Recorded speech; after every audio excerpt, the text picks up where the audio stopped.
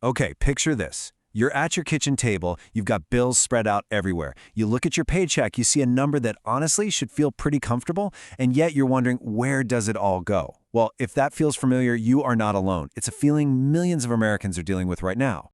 And that's the big question, isn't it? This is what we're digging into today. How is it possible that a six-figure income can feel so incredibly fragile?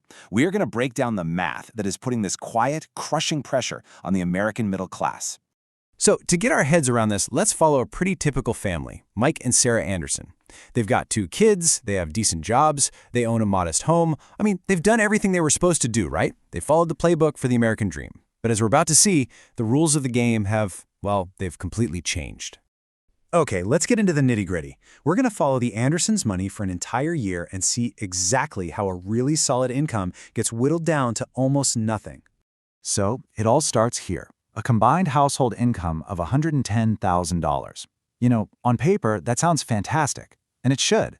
That income actually puts them in the 66th percentile of American households. That means they earn more than 2/3 of the entire country. But here is the very first hit. Before a single dollar even touches their bank account, boom, over $28,000 is just gone. That's your federal and state income taxes, your payroll taxes like Social Security and Medicare, and of course the family's health insurance premiums. All of it, just taken right off the top. All right, so now let's see how that take-home pay holds up against their monthly expenses, the stuff they absolutely have to pay. This is where the financial game of whack-a-mole really kicks into high gear. So, after they pay for the absolute essentials, we're talking the house, childcare so they could even go to work, the cars to get to those jobs, student loans, and food, they are left with just $48 a month. $48. That's what's left for everything else. Clothes, a birthday gift, an emergency, saving for the future, anything. And if you think that's tight, it actually gets worse. That tiny little surplus gets completely wiped out by what the source material calls invisible costs. You know, things we don't always budget for, like gas taxes, little cell phone fees, sales tax on everything you buy, vehicle registrations.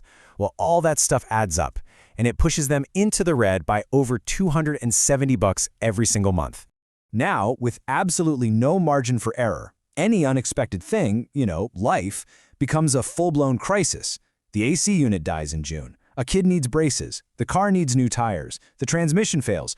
Look, these are not luxuries. These are just normal life events that force the Andersons deeper and deeper into debt, tacking on hundreds more in new monthly payments they just can't afford. But here's the thing. This isn't just a story about one family's bad luck. We need to zoom out a bit to see how the entire financial landscape has been fundamentally reshaped over the last few decades. And this is pretty staggering. Back in the 1950s, corporations paid for about 1/3 of the federal government's budget. 1/3. Today, that share has plummeted to just 9%. So to make up for that massive difference, the burden of payroll taxes on workers like Mike and Sarah has more than doubled. Okay, to really understand how this shift is even possible, we got to talk about the 2 main ways people make money, because they're taxed very differently. Most of us, like the Andersons, earn wage income. That's money from a job. It gets taxed at the standard rate, plus it gets hit with those dedicated payroll taxes. But then there's capital gains. That's the profit you make from selling an investment, like a stock. That money is taxed at a much lower rate. And here's the kicker, it pays 0 in payroll tax. So, who benefits from this sweet preferential tax treatment?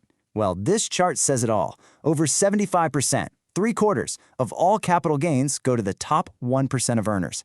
It's essentially a parallel tax system that overwhelmingly favors the wealthy.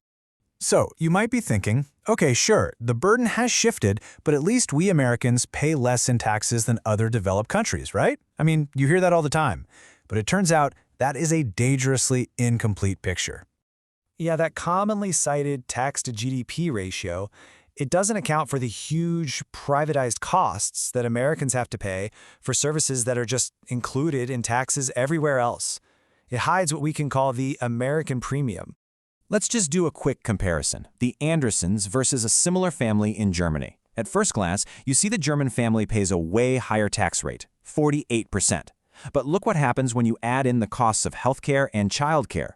Suddenly, the Andersons' total mandatory burden is actually higher than the German families. They are literally paying more to get less. And for that lower total costs, what does the German family get? Well, a huge social safety net. We're talking universal healthcare, practically free childcare and college, guaranteed vacation time, paid parental leave, the whole 9 yards. The Andersons? They get none of this. They are completely on their own. So, after all of this, what's the big takeaway here? This really isn't a story about a family needing to budget better or having personal failings. Now, the math itself tells a much, much bigger story. And the outcome of the system is this profound, staggering concentration of wealth. The top 1% now holds nearly a third of all the wealth in the entire country. Meanwhile, the whole bottom 50%, half the country, holds less than 3%. And this really gets to the core of how it all works. A ProPublica investigation found that between 2014 and 2018, the 25 wealthiest Americans paid a true tax rate of just 3.4%. Now, that's the tax they paid on the actual increase in their total wealth, not just their reported income. Compare that 3.4% to the 56% mandatory burden that a working family like the Andersons has to shoulder. So the big point here is that a family like the Andersons can't just, cancel Netflix to get ahead. They are trapped in a system where the costs of just the basics, housing, healthcare, childcare, are designed to eat up their entire income. And that leaves us with a really provocative final thought from the source material. This financial squeeze that millions of people are feeling, it's not some accident. It is the predictable result of a system built by design to favor capital over labor. And it means that millions of hardworking families are running faster and faster, not to get ahead, but just to stay in the exact same